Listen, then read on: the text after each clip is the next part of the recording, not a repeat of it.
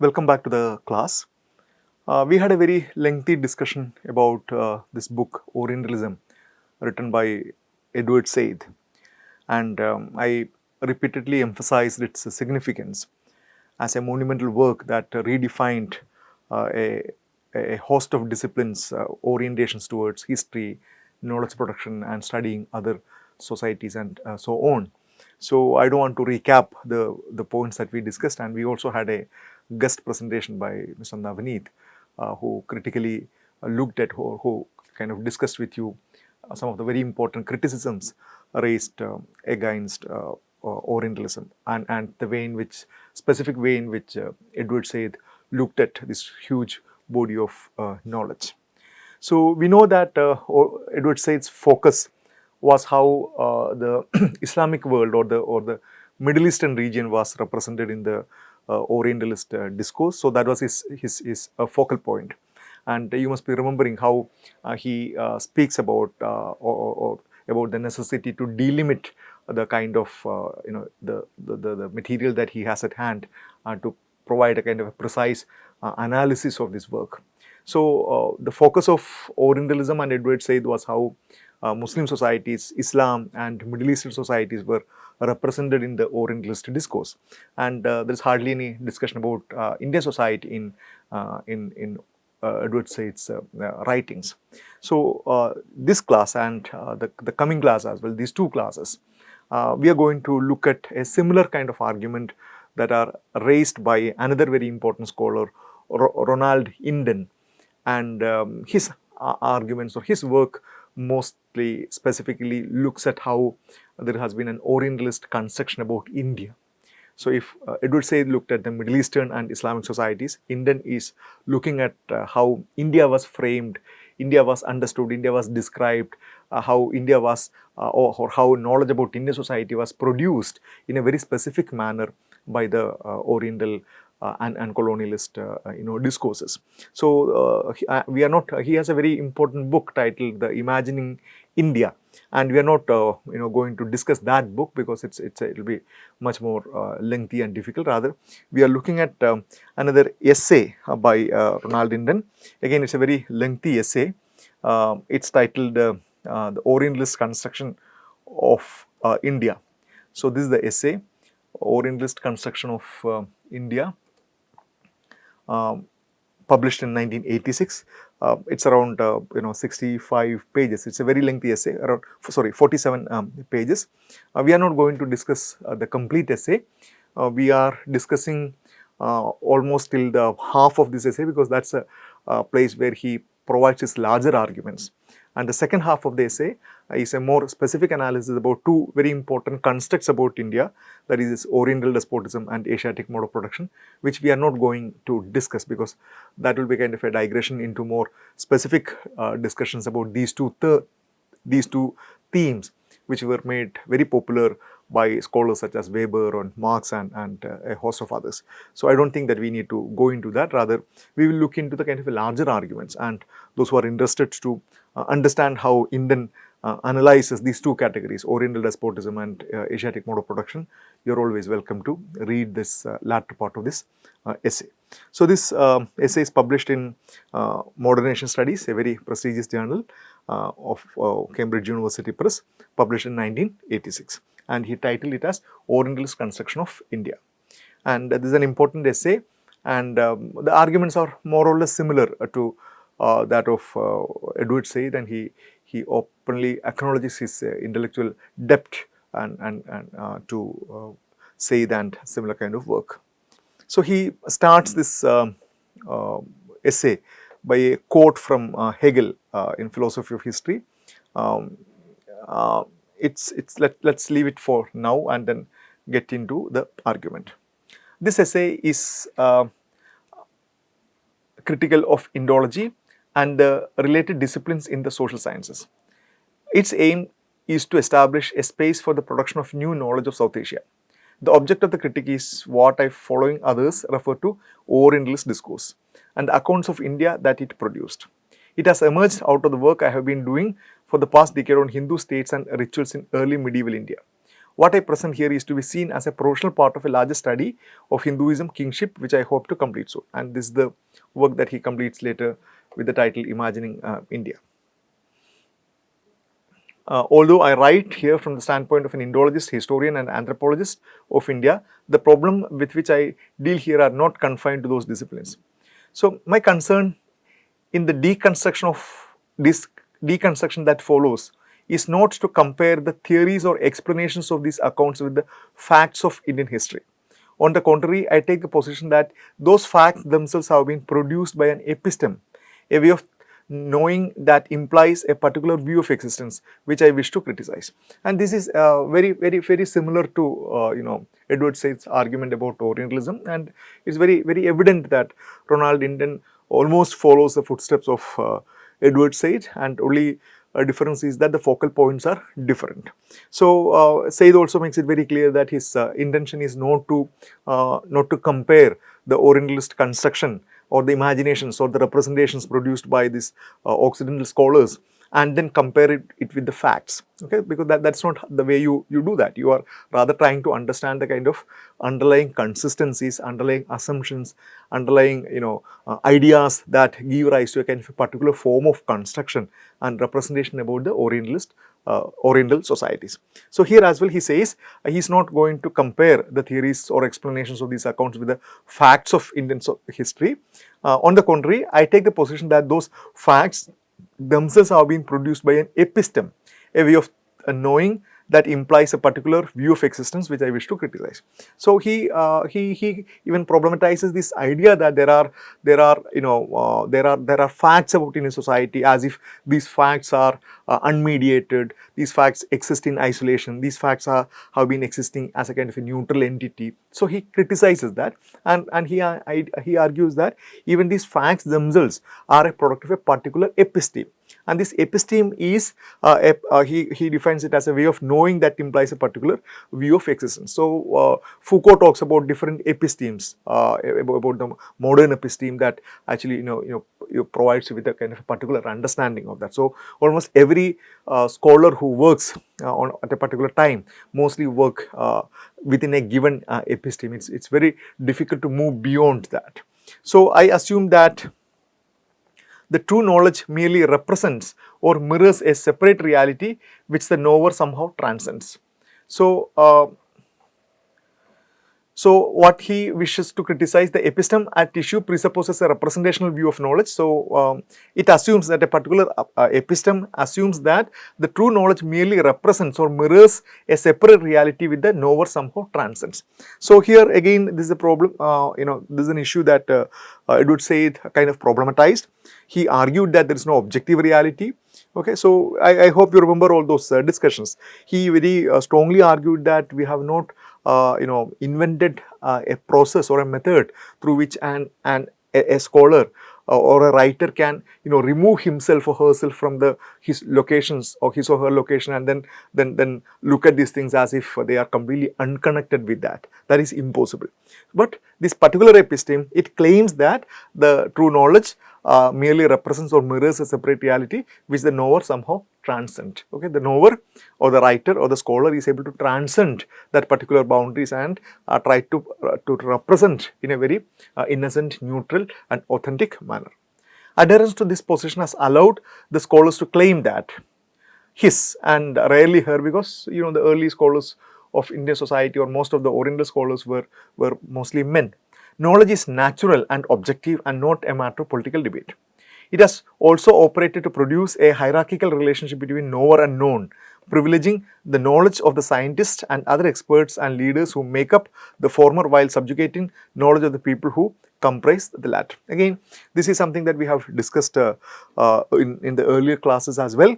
The kind of hierarchy that was created, especially in the light of colonial engagement with the third world or non-European societies.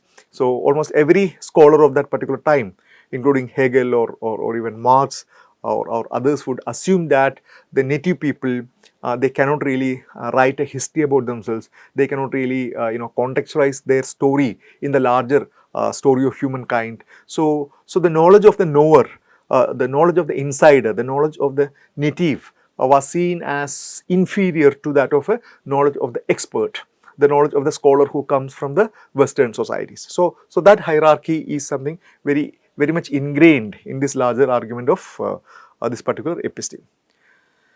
My own position relies on a reading of the works of thinkers as diverse as R.G. Collingwood, Antonio Gramsci, Michel Foucault, and indirectly Jacques Derrida.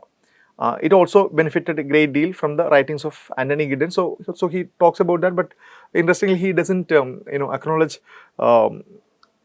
Edward Said here. But of course, later he makes a mention about Edward Said.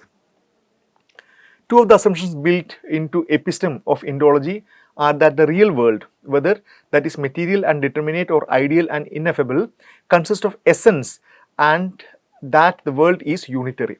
So one of the most important point, again, many times discussed by Edward Said, is that this particular episteme of Indology, or in general that of Orientalism, it's understanding that the real world, whether it is material or non-material, it consists of certain essence and that the world is unitary.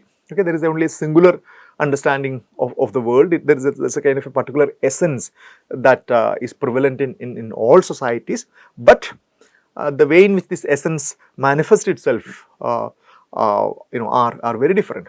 It holds that there exists a human nature which itself consists of a unitary nature, unitary essence. So it's this the episteme of Indology very strongly believe that there is an essence of human nature which itself consists of a unitary essence. So there is a very defining, a very concrete set of qualities, essence that defines what means to be human nature. It also supposes that at a lower level, each culture or civilization embodies a similarly unitary essence. Since the unitary essence of human nature is assumed to the most fully realized in the West, a major difficulty, if not a fundamental one, that has confronted the scholar of non-Western authors has been how to reconcile the essence of the other civilization with the Euro-American manifestation of the human nature's unitary essence, rational scientific thought and the institutions of liberal capitalism and democracy. So this is a very interesting argument. That one of the very important theorizations of modern social theory or even political theory is the idea of a unilinear evolutionary model, which we have I think mentioned several times. So a unilinear evolutionary model almost assumes or very vehemently argues that every society will have to follow a singular trajectory of evolution. And again, that the early period of sociology, early growth of sociology was heavily influenced by the theories of evolution from biology. So most of the important founding fathers, including Auguste Comte and Spencer and even Durkheim, were very heavily influenced by the biological theories of evolution. So they also presented a story of social evolution where societies move from simple undifferentiated entities into more complex differentiated societies where division of labor is extreme, as elaborated by Durkheim. So here in this unilinear evolutionary model, evolution takes place in a singular direction. So every society is supposed to follow this particular unilinear evolutionary model, and they all presumed that, or all of them very strongly believed that the Western societies of the 18th and 19th century, it represents the pinnacle. It represents the most epitome of this particular evolutionary trajectory. And all other societies are supposed to follow this, and they will take maybe decades or even centuries to reach there. But because the European societies have reached the heights of human evolution, they have reached the pinnacle, they represent the epitome of that, because they represent the kind of a rational scientific thought and institutions of liberal capitalism and democracy. These 4 or 5 features were considered as the features of the most developed people. Okay, so if that is the case, the challenge was, how do these people make sense of the people who are lagging behind, okay, people who are left behind, people in Africa, people in Asia, people in the Middle East, people in so many other places, okay, in Latin America, where they don't really represent the features of these qualities, rational, scientific, or places where they don't have a capitalism, they don't have democracy. So how do you reconcile them? Because the fundamental assumption that they also share a common essence with you, okay, but it's not manifest, it's not seen anywhere. Yeah. Indological discourse, I argue, holds or simply assumes that the essence of Indian civilization is just the opposite of the West's. It is the irrational but rationalizable institution of caste and the Indological religion that accompanies Hinduism. Human agency in India is displaced by Indological discourse not onto a reified state or market but into substantialized caste. This has entailed several consequences for the Indological construction of India. So, Inden argues that one of the fundamental assumptions of Indological discourse about India was that the essence of Indian civilization is ensconced in this idea of an institution of caste and the Indological religion that accompanies it, Hinduism. So, caste system and Hinduism were seen by the Orientalist as the institutions that represent the essence of Indian society. Okay. Human agency in India is displaced by Indological discourse not onto the reified state or market but into a substantialized caste. So, human agency according to this discourse in India is not representing itself or it's not manifesting itself in the form of a state or market as in the case of developed societies, but in the form of a substantialized form of caste. Okay, because there are quite a lot of arguments that kind of look at caste as a very unique feature of South Asian society, of Indian society, something that really defines the very nature of Indian society. It has entailed several consequences for the Indological construction of India. It has wholesale dismissal of Indian political institutions, especially kingship. And this is another very old but fundamental debates, because the overemphasis that has been given to the questions of ritual aspects, the question of religion, the question of culture in the Orientalist and the subsequent sociological and anthropological studies of Indian society has rendered more important or powerful institutions like kingship or political institutions kind of getting less attention.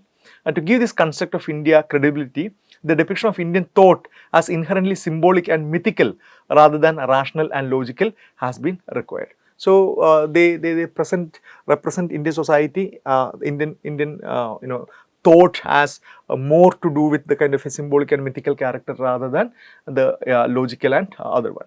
Finally, it has been necessary for the Brahmanism or Hinduism, the religion considered to be the justification of caste, to be characterized as essentially idealistic, that is apolitical.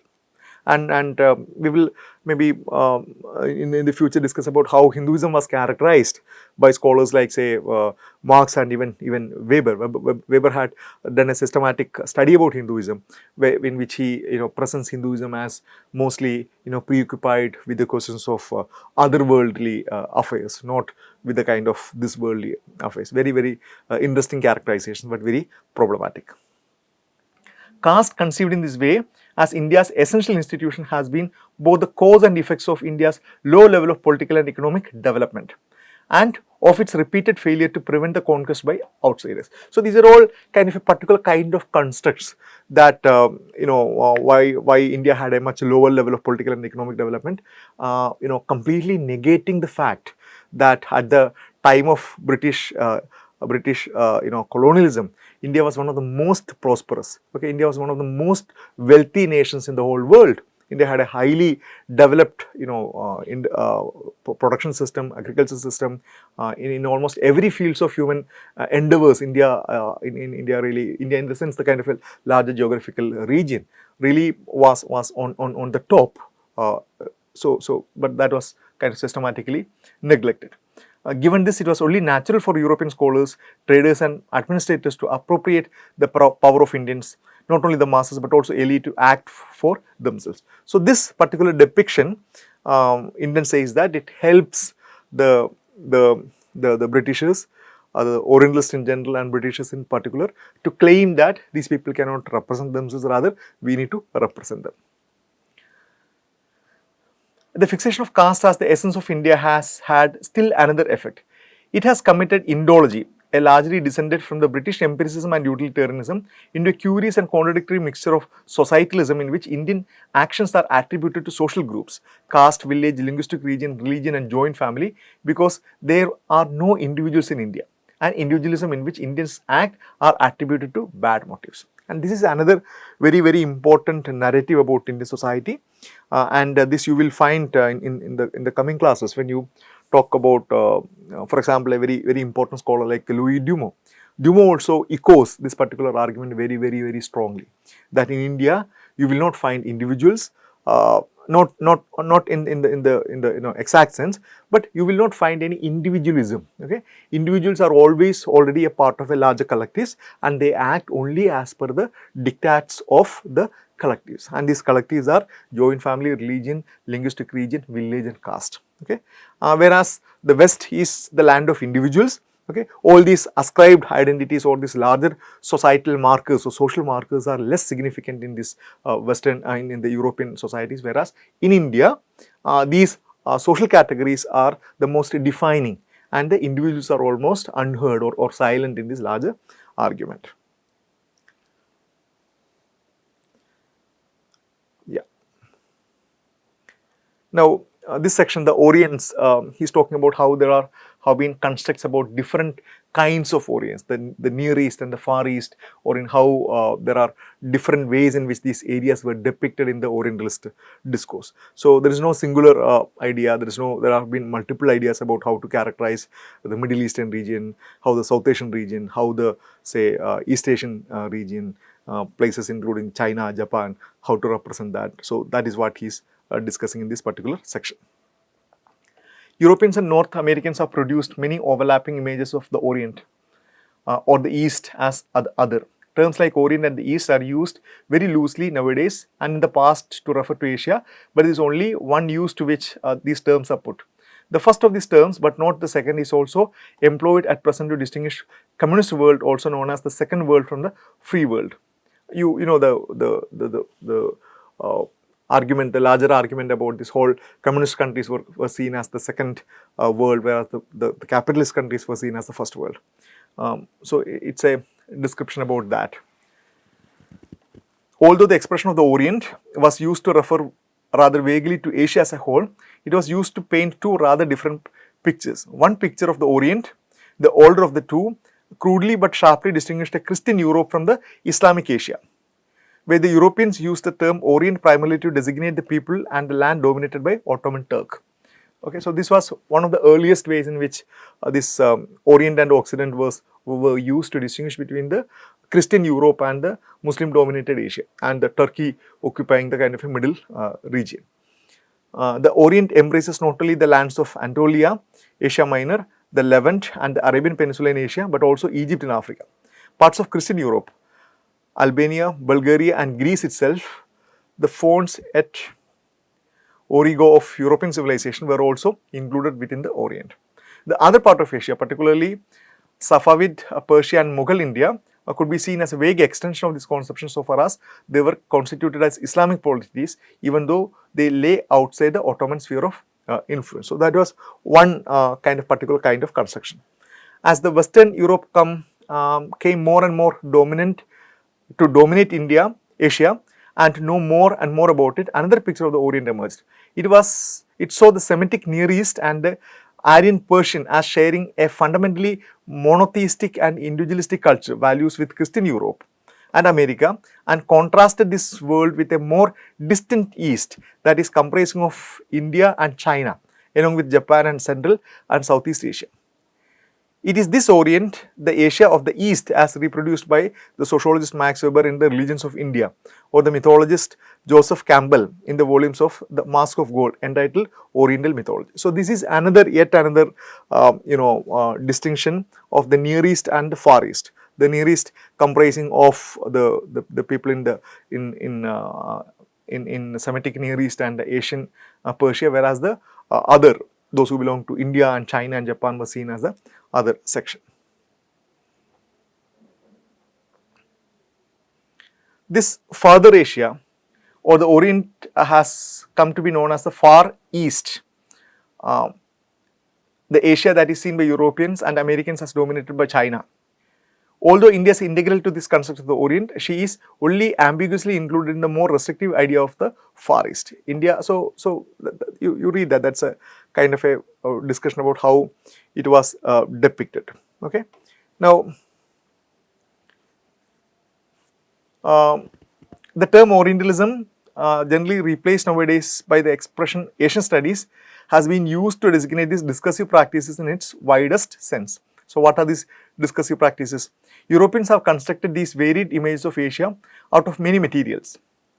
They have not only used media such as the literary text and the painted canvas to fashion their constructs. They have, by their gaining control of knowledge of the East, also used the very people and institutions of Asia itself to remake the civilizations that continent.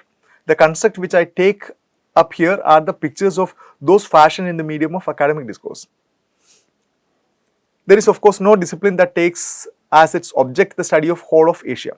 The discipline which constitute the core of Orientalist discourse are the various branches of philology and textual study, often called as language and area studies, since the Second World War, known by various names such as Sinology, Indology, Arabic or Islamic studies. So, talking about the later development of area studies, because Asian studies, and mostly revolving around the study of different languages. The other cluster of disciplines consists of the study of the classical Chinese and Sanskrit, India's classical language, along with the other regional languages of the subcontinent. It is unified only very loosely by the religion of Buddhism. So this is how it has been traditionally evolved kind of argument. Each of these linguistic disciplines and its area or areas is also connected through these and other organizations with the disciplines in the social sciences, with anthropology, history, sociology, political science, economics and psychology. Despite this seeming diversity, however, it is possible to speak of a distinctively Orientalist discourse and to single out them from among other overlapping discourse. First, it is about the civilized rather than about the primitive. This is a very, very important point. Okay, this whole Orientalist discourse about India is not something comparable with the Orientalist discourse about a place like say Africa, or a place like say Latin America, or many other places which are seen as highly primitive, uncivilized, because here they are talking about they are dealing with a civilization that has thousands of years of age, and they are talking about a civilization that has produced huge amount of classical works, highly developed art forms, highly developed architecture, highly developed knowledge systems. So they were not talking about a primitive other, but it is about a civilized other. And that distinguishes it from the anthropology, which distinctly concerns itself with the latter rather than the former. And as we discussed earlier, anthropology usually concerned itself with the primitive other. Second, it speaks of Asian other in a way that contrasts sharply with the way in which it speaks of itself. Third, it continuously distinguishes the part of Asia by reference to the same differentiating features. So, even though it talks about, it deals with the civilized India, the way in which it presents is, the way in which it depicts this this Asian society is almost very similar. It continuously distinguishes this part of Asia by reference to the same distinguishing features. And here he brings in Hegel, and to talk about how Hegel really represents a very, very important tendency or Hegelian depiction of Indian society as a sort of civilization which has not reached the essence of human society, kind of reflects into this. So we will continue with this coming discussions on Orientalist discourse in the coming class. Thank you.